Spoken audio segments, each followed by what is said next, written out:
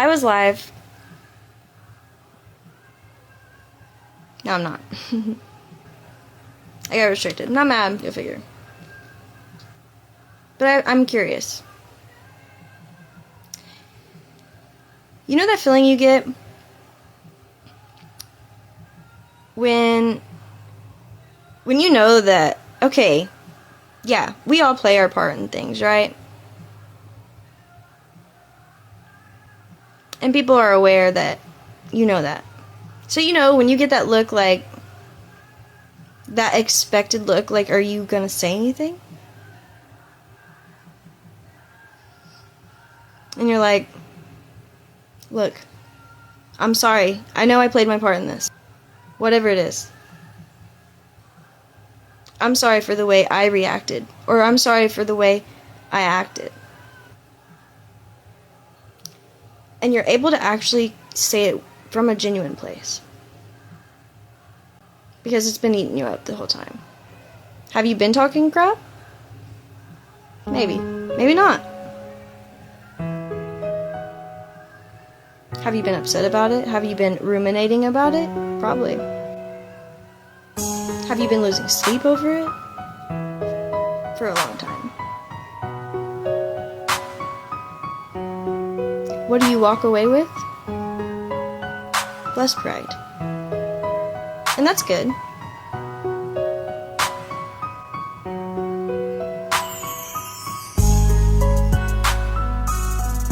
That's good.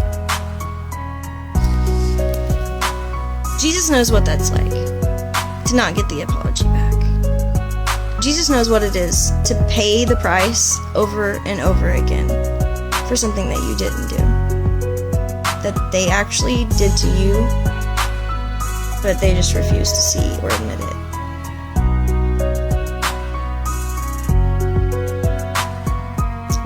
When you have changed, and even then they don't believe you. When you've done everything you can to prove it. Miracle after miracle.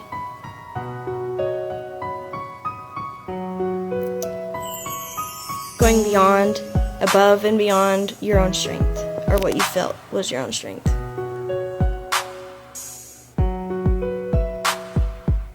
Watching the people you love turn away from you, make fun of you, mock you, take everything you have, set you up, give you over to the enemy, leave you there to die, slow and painfully. And then to have the nerve once you're resurrected, even though they weren't there while you were being crucified, to come around, to be a witness, to say, hey, I seen him. Yeah, he did. He resurrected him. I knew it the whole time.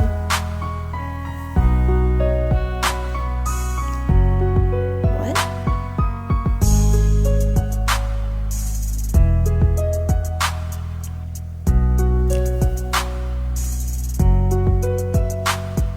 You did everything you could. Were you perfect? No.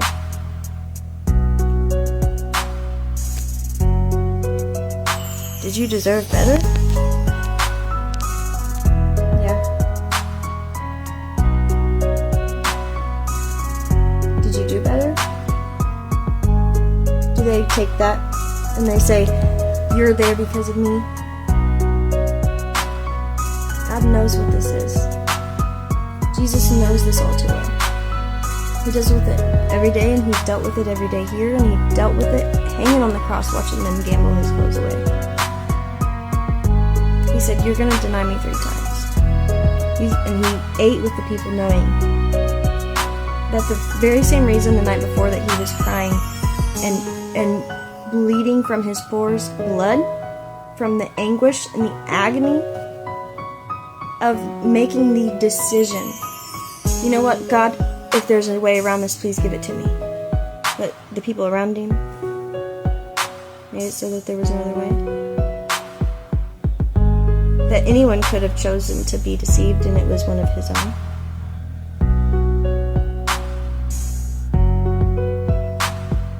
used to make justification, and I do to a certain extent. Yeah, he was in the will of God.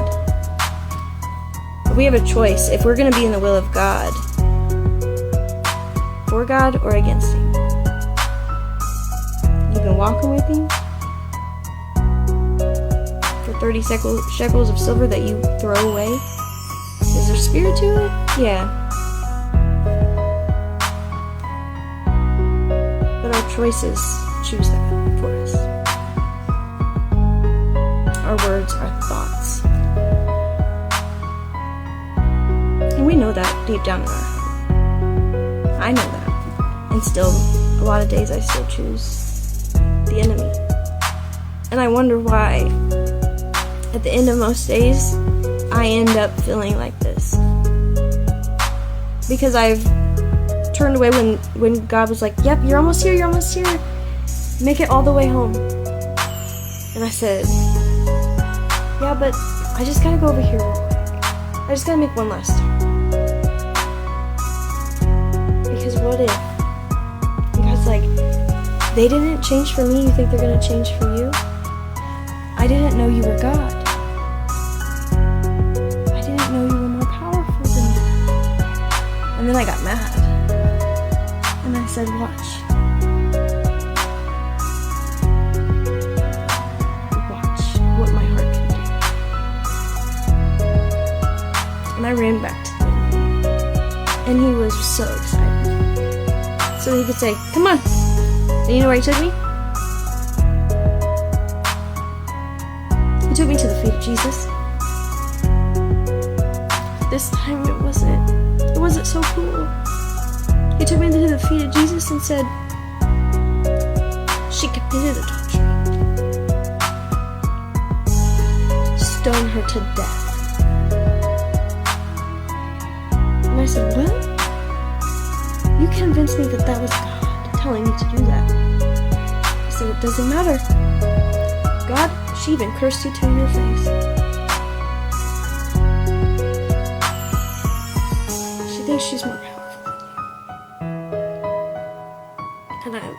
And God's standing there with his heart broken, full of regret that he created you, not because he hates you, because he created something that chose the opposite of what he wanted for them, not because he's judgmental, not because he's egotistical, because he wants you to live a life full of abundance, not full of death and destruction and betrayal after betrayal.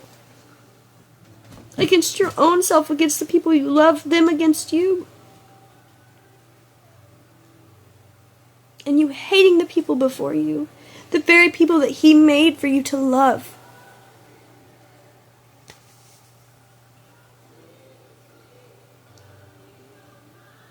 God loves you. When he says, depart from me for I never knew you, we tell people it's in a way where it's like, no. He said, depart from me. You think that's going to be easy for him? To me, when he speaks of this in a parable. It's not yet happened. He's telling us so we can be aware. He's saying, I want to know you.